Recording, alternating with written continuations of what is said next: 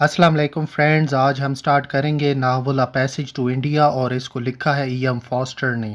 ये जो स्टोरी हम पढ़ेंगे इस नावल में, ये स्टोरी तब तब की है जब बरे सग़ीर में सब कॉन्टिनेंट में अंग्रेज़ मौजूद थे।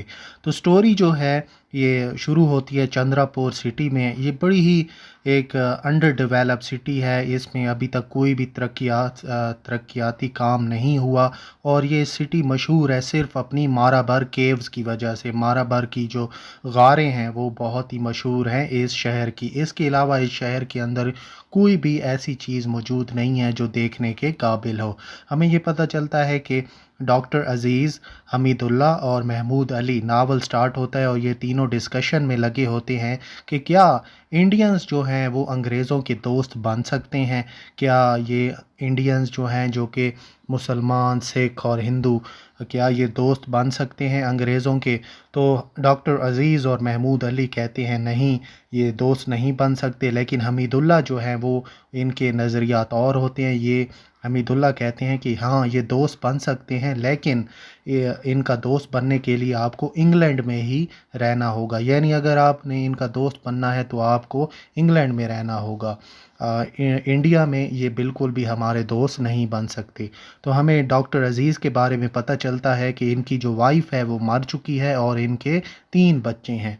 साथ में डॉक्टर अज़ीज़ को ये पैगाम मिलता है कि उनके जो सीनियर हैं मेजर कैलेंडर, उन्होंने अज़ीज़ को बुलवाया है अपने घर पे। जब अज़ीज़ अपनी बाइक पे जाते हैं तो रास्ते में इनकी बाइक जो है वो पंचर हो जाती है। फिर ये टांगे पे बैठ के जाते हैं मेजर कैलेंडर के घर।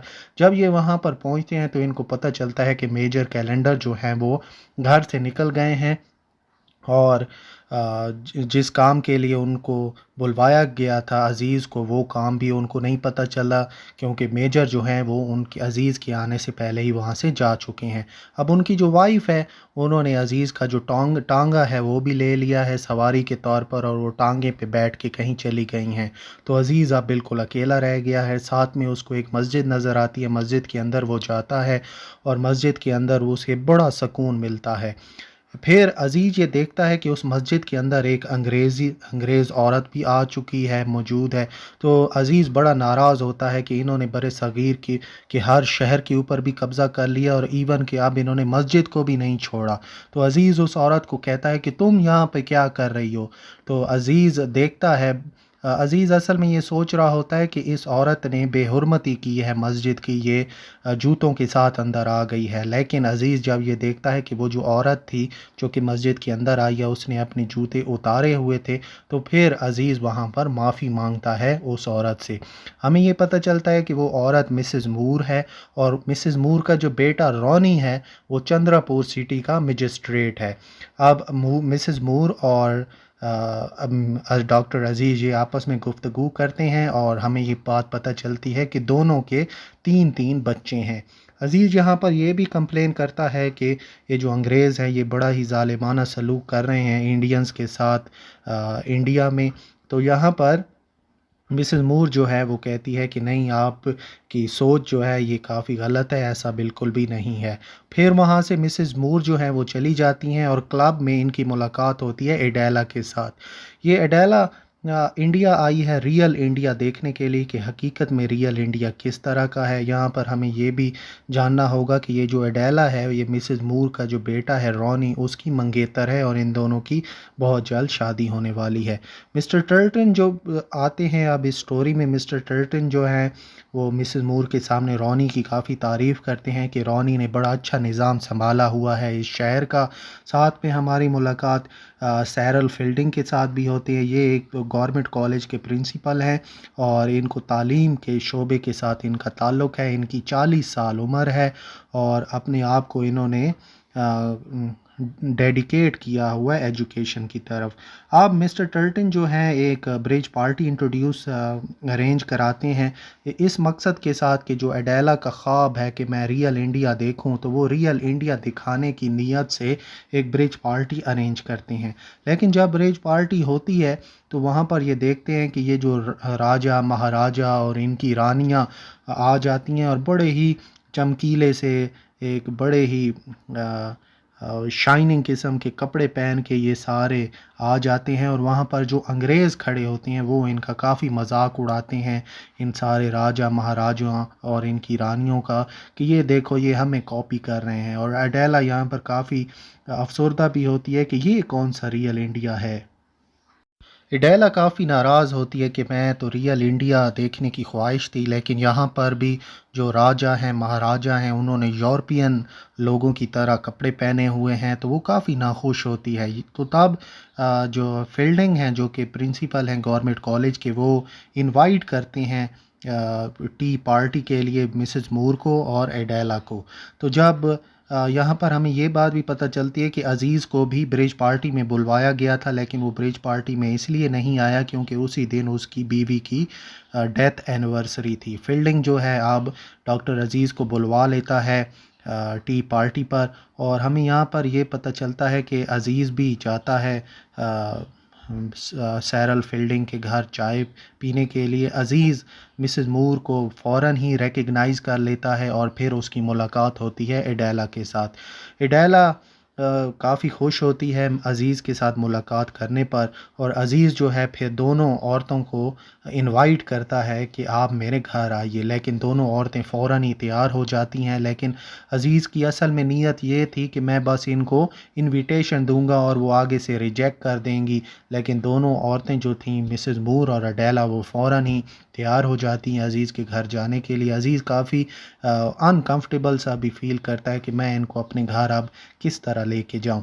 अडेला जो है वो इसकी पहली मुलाकात होती है अज़ीज़ के साथ और वो बड़ी खुश होती है अज़ीज़ से मुलाकात करने के बाद। यहाँ पर प्रोफेसर गॉड बोले आ जाते हैं। प्रोफेसर गॉड बोले सैरल फील्डिंग के साथ काम करते हैं। फील्डिंग जो है मिसेस मूर को ले जाता है कॉलेज का ग्राउंड दिखाने के लिए, और बाद में अज़ीज़ जो है वो अडेला को कहता है कि ऐसा करते हैं आप मेरे घर ना आइए, मेरे घर कुछ भी देखने का नहीं है, हम जाते हैं माराबर केव्स, माराबर की जो गारें हैं वो हम देखेंगे और उनको देखकर हम काफ़ी लुत्फ़अंदोज़ होंगे। तो एडेला मान जाती है माराबर केव जाने के लिए। अब रॉनी यहाँ पे आ जाता है। रॉनी शिकायत करता है फील्डिंग से कि ये क्या तुमने मेरी मंगेतर को इंडियंस के साथ छोड़ा हुआ है और इंडियंस के साथ ये बैठ कर बातें कर रही है। रॉनी जो है दोनों औरतों को रोकता है कि आप माराबर केव्स मत जाइएगा। एडेला काफ़ी नाराज़ होती है और वहाँ पर धमकी भी दे देती है कि मैं अपनी एंगेजमेंट तुम्हारे साथ तोड़ रही हूँ रॉनी। तो बाद में उसको जब होश आते हैं तो वो बाद में सुलह भी कर लेती है रॉनी के साथ। अब जो दोस्ती है वो बढ़ जाती है फील्डिंग की और अज़ीज़ की, और फील्डिंग जो है इवन कि अपनी जो मरी हुई उसकी बीवी है उसकी तस्वीर भी दिखाता है फील्डिंग को। तो इससे बात साबित होती है कि जो अज़ीज़ है उसको तमाम अंग्रेज़ों में से सिर्फ सैरल फील्डिंग ही वो हैं जो वाहिद अंग्रेज़ जिन पर वो एतबार करता है, और इतना एतबार करता है कि उसने फील्डिंग को अपनी बीवी की तस्वीर तक दिखा दी है। अब अज़ीज़, एडेला और मिसेस मूर ये जाते हैं विज़िट के लिए। फील्डिंग और गॉड बोले को भी आना था, लेकिन गॉड बोले सुबह के टाइम इबादत कर रहे थे। हिंदू मज़हब से इनका ताल्लुक़ था, तो ये अपनी इबादत की वजह से टाइम पर नहीं पहुंच पाए। तो अज़ीज़, एडेला और मिसेस मूर ये ट्रेन के अंदर बैठते हैं और ट्रेन का सफ़र जो है वो शुरू होता है। रॉनी जो है अपने साथ एंथोनी को भी भेज देता है कि आप भाई नज़र रखिएगा मेरी मंगेतर के ऊपर, ताकि ये जो अज़ीज़ है कोई भी गलत हरकत जो है वो ना करे। अब ट्रेन का सफ़र शुरू होता है। ट्रेन के सफ़र के बाद ये हाथियों पर बैठ जाते हैं। हाथियों पर बैठने के बाद ये पहुंच जाते हैं माराबर केव्स। वहाँ पर जब ये पहली गार में जाते हैं तो वो एक बहुत बड़ी सी काली सी टनल होती है और मिसेस मूर की तबीयत वहाँ पर ख़राब होना शुरू हो जाती है। मिसेस मूर को अंदर से कोई अजीब किस्म की आवाज़ आती है और वो उस आवाज़ से डर जाती हैं और वो नीचे चली जाती हैं और नीचे बैठकर अपने बच्चों को लेटर्स लिखना शुरू कर देती हैं। एडेला और अज़ीज़ जो हैं अब वो गाइड के साथ गए हैं गार के अंदर, और गार के अंदर जाकर एडेला पूछती है अज़ीज़ की बीवी के बारे में कि तो क्या तुम्हारी बीवी है। तो अज़ीज़ कहता है हाँ मेरी बीवी बिल्कुल है। तो साथ में एडेला ये भी कहती है कि क्या तुम्हारी एक से ज़्यादा बीवियां हैं। अज़ीज़ को समझ तो आ गई थी कि अब अडेला मुझसे क्या पूछने वाली है, तो साथ में अज़ीज़ उसको ये भी नहीं बताता कि मेरी बीवी की डेथ वाक़ई हो गई है।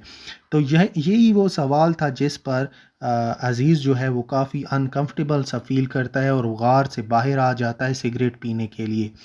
अब यहाँ पर एक बड़ा ही मिस्टीरियस सा वाक़या ये पेश आता है कि जो एडेला है, जैसे ही अज़ीज़ निकला है गार से बाहर, तो उसको ऐसा महसूस हुआ है कि उसके पीछे कोई खड़ा था और जो बंदा उसके पीछे खड़ा था उसने बड़ी बदतमीज़ी की है एडेला के साथ। ये एक पूरे नावल की मिस्ट्री है कि अज़ीज़ के गार से बाहर निकलने के बाद एडेला के साथ क्या हुआ, क्योंकि जैसे ही सिगरेट पीकर अज़ीज़ वापस आता है गार के अंदर, तो वो ये देखता है कि एडेला वहाँ पर नहीं थी।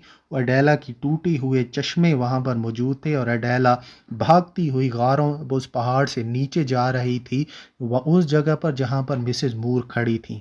और अज़ीज़ जो है बड़ा ही नाराज़ होता है और इवन के जो गाइड है, गाइड को भी थप्पड़ मार देता है कि तुमने एडेला का ख़्याल क्यों नहीं रखा, कि मैं बस अभी सिगरेट पीने ही गया था कि एडेला के साथ क्या हुआ है कि वो यहाँ से पहाड़ से भागती हुई और बड़ी ही खौफज़दा हालत में नीचे गई हैं मिसेस मूर के पास। तो हमने जाना है कि अज़ीज़ जैसे ही गार से बाहर आता है तो अडेला वहाँ से जा चुकी होती है और उसकी टूटी हुई ग्लासेस वहाँ पर मौजूद होती हैं। फील्डिंग वहाँ पर आता है और अडेला जो है उस वक्त तक कार में बैठ के वहाँ से जा चुकी होती है। अब दोबारा रिटर्न सफ़र जो है वो शुरू हुआ है और अज़ीज़ जो है बताता है फील्डिंग को कि इसी तरह अडेला ने किया है कि वो अचानक से भाग गई है ऊपर गारों से। तो फील्डिंग को ये सब कुछ बड़ा ही अजीब लगता है, लेकिन जैसे ही अज़ीज़, फील्डिंग और मिसेस मूर उतरते हैं चंद्रपुर सिटी में ट्रेन से, जैसे ही वो उतरते हैं तो अज़ीज़ को गिरफ़्तार कर लिया जाता है। अडेला ने ये इल्ज़ाम लगाया था अज़ीज़ के ऊपर कि गार के अंदर इसने मेरे साथ बदतमीज़ी की है और इसी बदतमीज़ी की वजह से अज़ीज़ को अरेस्ट कर लिया जाता है। अब यहाँ पर फील्डिंग जो है वो अपनी पूरी सपोर्ट दिखाते हैं अज़ीज़ की तरफ और अज़ीज़ को सबको ये बताते हैं कि ये जो इल्ज़ाम लगाया है एडेला ने ये बिल्कुल ही गलत है। अब के कोर्ट का जो केस है वो शुरू हो चुका है और यहाँ पर फील्डिंग जो है वो पूरी कोशिश कर रहा है कि एडेला के साथ वो एक मुलाकात कर ले और एडेला से पूछे कि आखिर उसके साथ गार के अंदर हुआ क्या था। और उसको फील्डिंग को ये महसूस हो रहा था कि एडेला को शायद कोई हेलोसिनेशन हुई है, कोई वहम सा हुआ है और डॉक्टर अज़ीज़ जो कि इतना अच्छा इंसान है वो अपना जो ब्लेम उसने लगाया है, जो चार्ज लगाया है अज़ीज़ के ऊपर एडेला ने, वो चार्ज वापस ले। जैसे कोर्ट का ट्रायल जो है अब शुरू होता है और अज़ीज़ का जो वकील होता है वो होता है अमृत राव और जो जज है वो इंडियन जज है। पूरे जो रॉनी है और दूसरे जो इंग्लिश मैन हैं वो पूरी कोशिश करते हैं कि अज़ीज़ को सख्त से सख्त सज़ा दिलवाई जाए। अब जो मिसेस मूर हैं जो कि माँ हैं रॉनी की, वो सपोर्ट करती हैं अज़ीज़ को। इवन कि रॉनी जो है वो बहुत ज़्यादा नाराज़ हो जाता है अपनी माँ से और रॉनी जो है अब अरेंज कराता है कि किसी तरीके मैं अपनी माँ को वापस भेज दूँ इंग्लैंड, कि कहीं ये अज़ीज़ के हक़ में गवाही ना दे दे। जैसे ही कोर्ट ट्रायल शुरू होता है अडेला गाड़ी में बैठ के आती है अदालत में, तो लोग जो हैं वो पत्थर फेंकते हैं और कहते हैं और शेम शेम और इस तरह की बातें और की आवाज़ें कसते हैं एडेला के ऊपर। जब कोर्ट ट्रायल जो है वो अब जब प्रोसीडिंग उसकी शुरू होती है तो अदालत के अंदर एडेला कहती है कि वो बिल्कुल गलत थी और उसने जो इल्ज़ाम लगाया है अज़ीज़ के ऊपर वो बिल्कुल ही गलत है और इसको शायद कोई वहम हुआ था, शायद इसके पीछे कोई साया खड़ा था, शायद कोई और इंसान खड़ा था जिसने इसके साथ बदतमीज़ी की है। असल में एडेला को ख़ुद भी नहीं पता कि मेरे साथ उस गार के अंदर हुआ क्या है और इसी बिना पर एडेला कहती है कि मैं जो अपना ब्लेम है, जो चार्ज है जो कि मैंने अज़ीज़ के ऊपर लगाया है, मैं वो चार्ज वापस ले ले रही हूँ। तो अज़ीज़ को यहाँ पर रिहा कर दिया जाता है।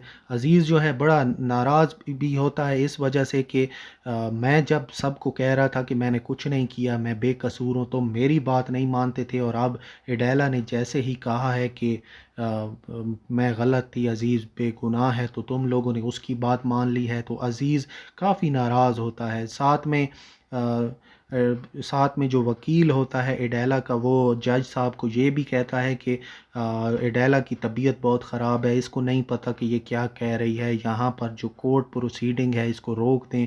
यानी जो वकील था एडेला का, वो पूरी कोशिश में था कि हम अज़ीज़ को सख्त से सख्त सज़ा दिलवाएं।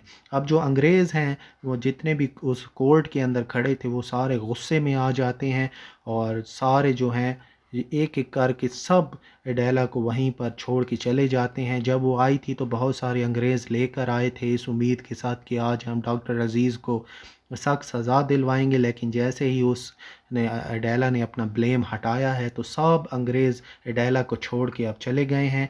तो एडेला अब काफ़ी मुसीबत में थी।